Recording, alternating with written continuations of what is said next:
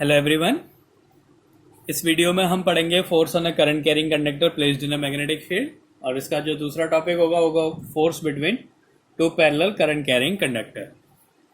पहला जो टॉपिक है वो force on a current carrying conductor. एक करंट कैरिंग कंडक्टर है जिसको मैग्नेटिक फील्ड में रखा है, तो उस पर कितना फोर्स लगेगा इसके बारे में हमने पढ़ना है। तो माना एक कंडक्टर है, ये एक कंडक्टर है जिसकी लेंथ L है। इसका जो क्रॉस सेक्शनल एरिया है वो कैपिटल A है, और इसमें जो करंट फ्लो हो रहा है वो I करंट फ्लो हो रहा है। और ये जो कंडक्टर है वो मैग्नेटिक फील्ड से थीटा एंगल बना रहा है। मतलब इस कंडक्टर को, अगर ये मैग्नेटिक फील्ड की डायरेक्शन है तो इस कंडक्टर को मैग्नेटिक फील्ड से थीटा एंगल पे रखा हुआ है। अब हमने निकालना है कि इस पे कितना फोर्स लगेगा। तो पहले n equals to number of electrons per unit volume. माना एक वॉल्यूम का जो नंबर ऑफ इलेक्ट्रॉन है, एक यूनिट वॉल्यूम में जो नंबर ऑफ इलेक्ट्रॉन्स हैं वो है स्मॉल n। तो इस पूरे कंडक्टर में नंबर ऑफ इलेक्ट्रॉन्स क्या होंगे? Total number of electrons in the conductor,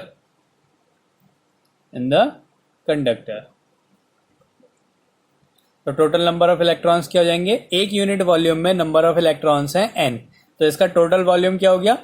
area A है, लेंथ L है, तो टोटल वॉल्यूम क्या हो जाएगा? AL। तो AL वॉल्यूम में जो नंबर ऑफ इलेक्ट्रॉन्स हो जाएंगे वो क्या हो जाएंगे? NaL। एक वॉल्यूम में n इलेक्ट्रॉन है तो AL वॉल्यूम में NaL हो जाएंगे।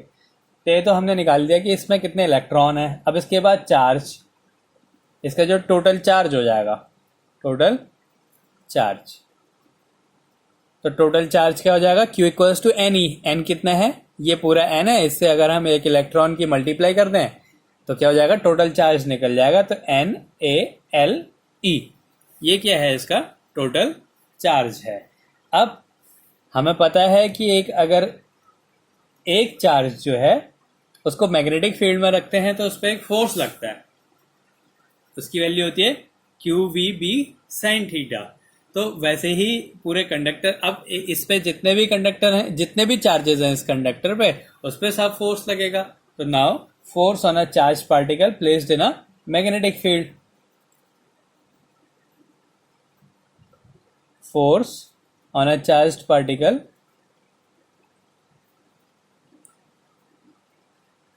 placed in a magnetic field।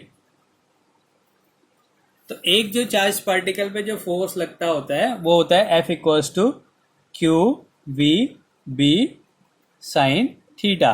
और जहाँ पे V जो है इसकी वेलोसिटी, और इस कंडक्टर में जो वेलोसिटी होगी वो उसकी ड्रिफ्ट वेलोसिटी होगी, तो यहाँ पे हम इसकी जगह लिख देंगे ड्रिफ्ट वेलोसिटी। तो एक चार्ज पे जो फोर्स लगता होता है वो होता है QVB sin थीटा। अब हमने निकालने हैं कि इस पूरे कंडक्टर पे, तो इस पूरे कंडक्टर के अगर चार्जेस पे हम फोर्स निकाल दें तो हमें ये पता चल जाएगा कि इस कंडक्टर में कितना फोर्स लग रहा है। तो अब हमें पता है ये जो है ये टोटल चार्ज है, Q की वैल्यू हमें पता है। तो F इक्वल्स टू क्या हो जाएगा? Q की वैल्यू हो गई NaLe into VDB sin theta. अब हमने इसको लिख दिया NeaVD, ये हो गया NeaVD, ये सारा लिख दिया, बचा L और B sin theta, B sin theta. हमें पता है NeaVD इसकी वैल्यू क्या होती है? I, ये ड्रिफ्ट वेलोसिटी है। तो ये किसके इक्वल होगा कि इस कंडक्टर में कितना करंट फ्लो हो रहा है? तो ये हो गया I L B sin theta. तो ये हो गई फोर्स की वैल्यू कि एक करंट कैरिंग कंडक्टर में जो नेट फोर्स लगता होता है ILB sin थीटा। अब इसको अगर हम, ये फोर्स वेक्टर क्वांटिटी है तो इसको हम ऐसे भी लिख सकते हैं F equals to IL cross B। तो ये हो गया हमारा एक डेरिवेशन कि एक करंट कैरिंग कंडक्टर को अगर हम मैग्नेटिक फील्ड में रख दें तो उस पर कितना फोर्स लगता है। अब हमारा दूसरा टॉपिक है force between two parallel current carrying conductor. ये एक ही कंडक्टर है तो इसमें जो फोर्स लगता होता है ILB, और इसमें एक चीज इंपॉर्टेंट है कि ये जो करंट है ये कौन सा करंट है जो कि कंडक्टर में फ्लो हो रहा है। अब मैग्नेटिक फील्ड, इस कंडक्टर पे कितना मैग्नेटिक फील्ड है उसकी वैल्यू है, और ये करंट है कि उस कंडक्टर पे कितना करंट फ्लो हो रहा है वो है। तो अब हम दूसरा टॉपिक करेंगे, force between two parallel current carrying conductor. Force between two parallel current carrying conductor.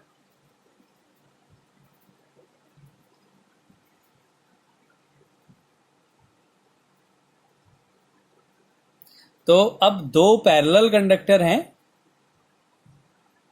उस पे हमने फोर्स की वैल्यू को निकालना है कि उस पर कितना फोर्स लगेगा। माना ये दो पैरेलल करंट कैरिंग कंडक्टर हैं, एक कंडक्टर ये है और एक कंडक्टर ये है।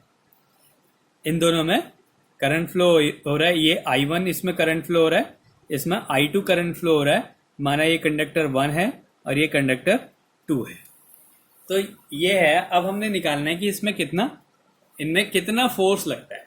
अब हमने बायो-सावर्ट लॉ पढ़ा है कि अगर एक कंडक्टर है और उस पर थीटा एंगल बना के किसी पॉइंट P पे अगर हमने वैल्यू फाइंड करनी होती है स्ट्रेट ये लाइन एलिमेंट के लिए, किसी लाइन के लिए, तो वहां पे जो मैग्नेटिक फील्ड की वैल्यू होती है dB equals to mu not upon 4 pi IDL sine theta upon R square. ये बायो-सावर्ट का लॉ है। अगर ये थीटा जीरो हो जाए, मतलब ये जो P पॉइंट है इसी कंडक्टर पे कहीं पे आ जाए, तो अगर थीटा की वैल्यू जीरो हो जाती है तो जो मैग्नेटिक फील्ड है वो क्या हो जाएगा, जीरो हो जाएगा।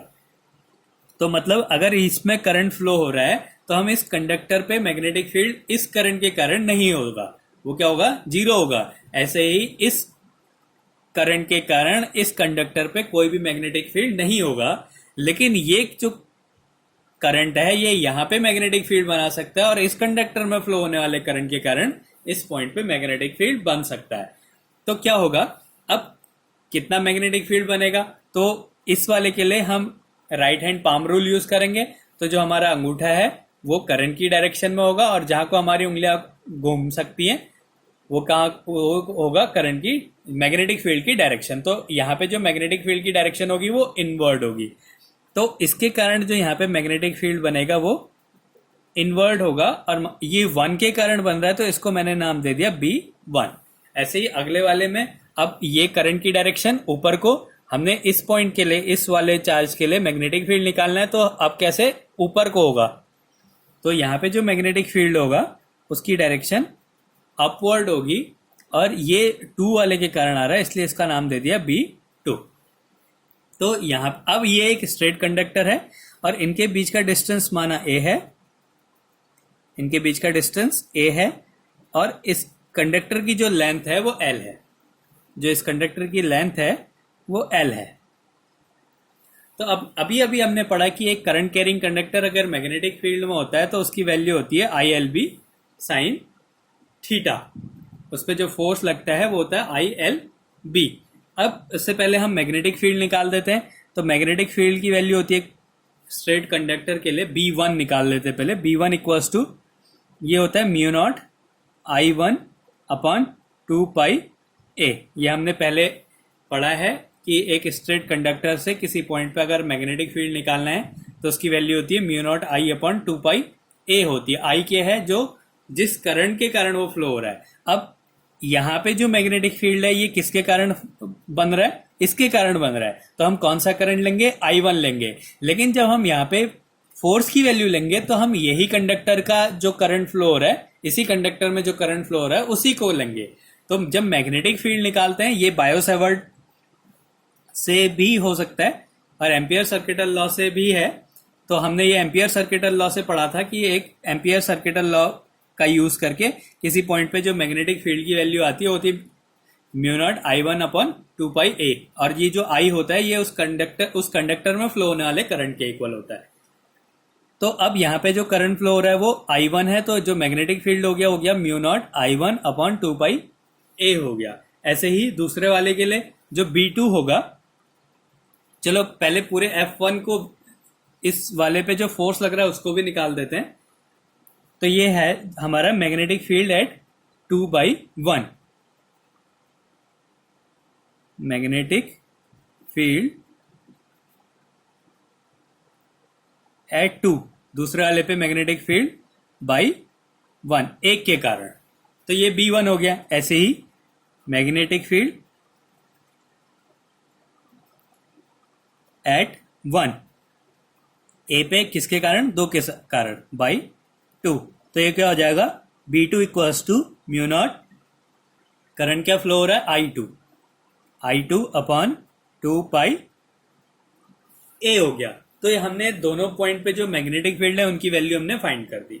अब इसके बाद हम फोर्स निकालेंगे। नाउ फोर्स ऑन 1/2, एक पे 2 के कारण कितना फोर्स लग रहा है, मैग्नेटिक फील्ड कितना है, ये वाले के कारण इसमें मैग्नेटिक फील्ड है, तो फोर्स कौन लगाएगा, ये वाला इस पे लगाएगा, तो ये हो गया F12। F इक्वल्स टू क्या होता है, ILB। I क्या है, जिस पे हमने करंट फोर्स निकालना है उसी का करंट लेंगे। हमने इस कंडक्टर पे फोर्स निकालना है तो हम इसी कंडक्टर का करंट लेंगे, और इस कंडक्टर में करंट क्या फ्लो हो रहा है, I1 लेंथ और इनटू मैग्नेटिक फील्ड क्या है यहाँ पे, B2, ये हो गया। अब क्योंकि ये कंडक्टर है और मैग्नेटिक फील्ड आउटवर्ड है, तो उन दोनों के बीच का एंगल क्या है, 90 डिग्री, तो यहाँ पे sin 90 की वैल्यू 1 हो जा रही है, तो F12 इक्वल्स टू हो गया I1L B2। इसको सॉल्व कर देते हैं, तो ये हो गया I1L B2 की वैल्यू क्या है, mu not I2 upon 2 pi A equals to mu not I1 I2 L upon 2 pi A। तो ये हो गया एक कंडक्टर पे दूसरे के कारण जो फोर्स लग रहा है, mu not I1 I2 L upon 2 pi A हो गया। ऐसे ही now F21, force on 2/1, F21 का मतलब है फोर्स ऑन 2/1, तो यहाँ पे क्या हो जाएगा, अब हमने दूसरे वाले पे निकालना है, तो दूसरे वाले पे करंट क्या फ्लो हो रहा है, I2, लेंथ क्या है L, और मैग्नेटिक फील्ड क्या है, B1।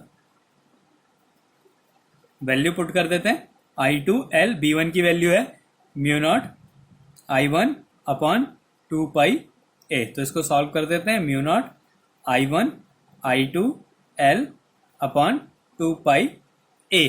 अब ये दोनों इक्वेशन से हमें क्या मिल रहा है कि जो फोर्सेस हैं वो सेम है, जो F12 है वो इक्वल है F21 के।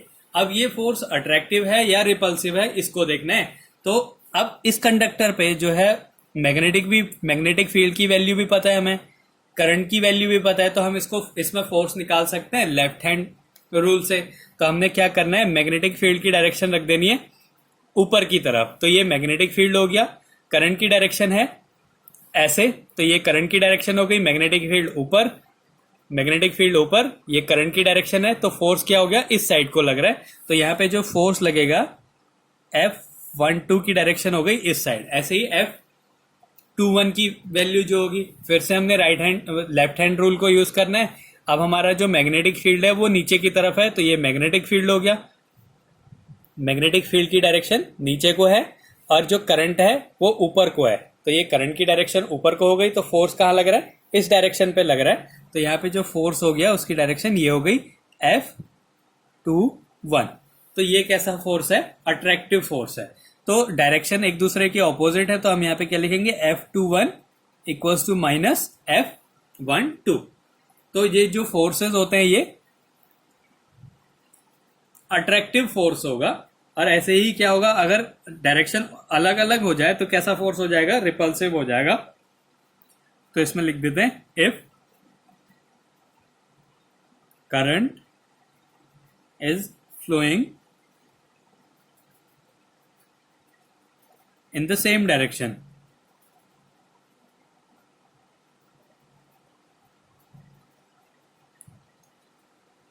then force will be, कैसा फोर्स होगा, वो अट्रैक्टिव फोर्स होगा। अगर करंट की डायरेक्शन ऑपोजिट है, तो फोर्स कैसा होगा, रिपल्सिव होगा। तो जैसे ये हमने अट्रैक्टिव के लिए प्रूफ किया था, वैसे ही हम रिपल्सिव के लिए भी बना सकते हैं कि जो डायरेक्शन हो जाएगी वो अलग अलग हो जाएगी। तो ये हमारे आज दो टॉपिक्स हैं। पहला है कि force on a current carrying conductor placed in a magnetic field. तो एक करंट कैरिंग कंडक्टर को मैग्नेटिक फील्ड में रखने पे जो उस पर फोर्स लगता है उसकी वैल्यू होती है ILB sin थीटा। और दूसरा था कि अगर दो पैरेलल करंट कैरिंग कंडक्टर है, उसमें एक ही डायरेक्शन में करंट फ्लो हो रहा है, तो उसमें जो फोर्सेज होते हैं उसकी वैल्यू होती है mu not I1 I2 L upon 2πa। और दोनों फोर्सेज सेम होते हैं। अगर सेम डायरेक्शन में करंट फ्लो हो रहा है तो अट्रैक्टिव होगा नेचर, और एक ऑपोजिट डायरेक्शन में करंट फ्लो हो रहा है तो रिपल्सिव नेचर होगा। तो यहां से हम फोर्स पर यूनिट लेंथ की भी वैल्यू निकाल सकते हैं। अगर हमें पूछा कि फोर्स पर यूनिट लेंथ क्या होगा, तो F अपॉन L की वैल्यू हो जाएगी mu not I1 I2 upon 2πa। इसको हम इस तरीके से भी लिख सकते हैं, mu not upon 4π 2 I1 I2 upon a। तो ये एक फोर्स पर यूनिट लेंथ की वैल्यू है।